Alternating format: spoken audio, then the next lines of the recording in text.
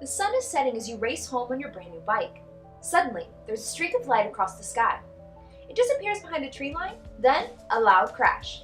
You skid your bike to a stop and rush into the woods. Welcome to Visitor in Blackwood Grove. Visitor in Blackwood Grove is a deduction game for 3 to 6 players from Resonym. Players will take on one of 3 roles: the kid, the feds, or the visitor. Players will take turns trying to figure out what is the secret to getting through the visitor's force field. Will the kid be able to communicate with the alien and help them get back to their home planet? Or will the visitor become just another experiment in Area 51? Let's find out in Visitor in Blackwood Grove. Place the force field board in the center of the play area. Place the visitor shield on the board in its designated space and place the 4 guest tokens behind it. Shuffle the object deck and place it near the board in reach of all players. Now decide who is playing the visitor.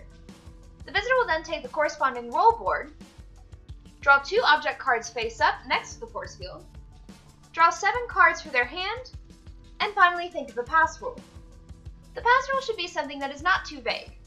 For example, things that are larger than a feather allows too many to pass through, but things that have red on them would be a good rule. Then decide who is playing the kid and who is playing an agent. You have the option of randomly assigning by putting the kid token and the number of agent tokens equal to the number of players, minus 2, into the provided bag and drawing at random. The kid then takes the kid roll card, trust board, places the trust token on the board, then takes the kid card marker and draws 7 object cards. The agents will take their corresponding roll cards and card markers and draw 7 object cards. Now, you are ready to play. At the start of the game, the visitor will decide whether the 2 face-up cards will pass through the force field or not using the pass rule. If it does, place the card on one of the 8 spots on the force field board. If it doesn't, lay the card on the outside edge of the board. Then it is the agent's turn. The agent can do one of 2 things: test the pass rule or prove the pass rule. If you choose to test the pass rule, show 1 card from your hand to the visitor in secret. The visitor will then lay the card face down in its appropriate place, either on the board if it passes or in the repelled area if it doesn't, and places the player token on it. If you know the pass rule, you can choose to prove it, but we will cover that later. Once you have taken one of these actions, draw back up to 7 cards.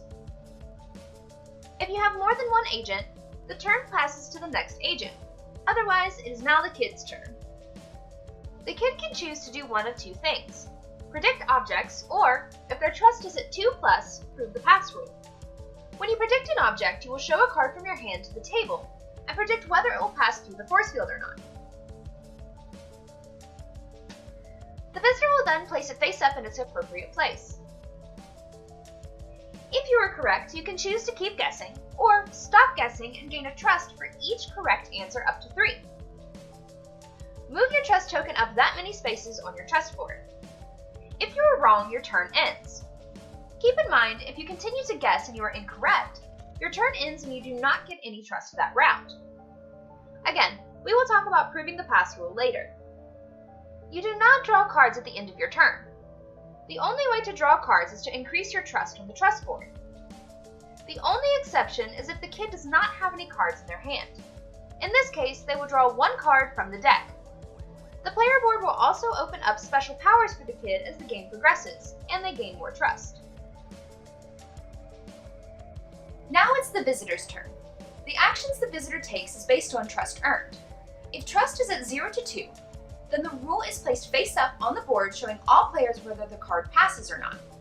If trust is 3+, you will show the object to the kid in secret, then lay it face down. The visitor does not draw cards. If the visitor has no cards left in their hand, the agents win. During the game, you may find that your board fills up. There are 8 spaces on the board within the force field, and 8 spaces outside of the force field. Only face-up cards take these spaces.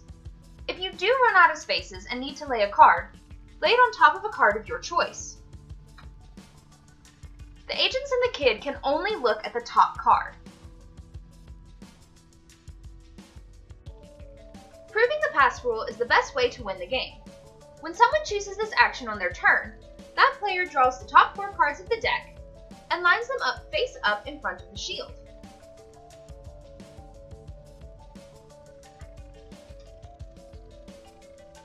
The visitor will then line up the guess tokens behind the shield. Each of these tokens represent the card that is now directly across from it. The visitor will place the tokens either on the board, representing that they pass through, or off the board if they will be repelled.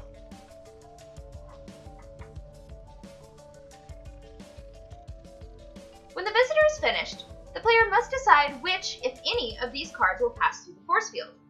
To do this, they will push the cards that they think will pass, if any, and push them forward.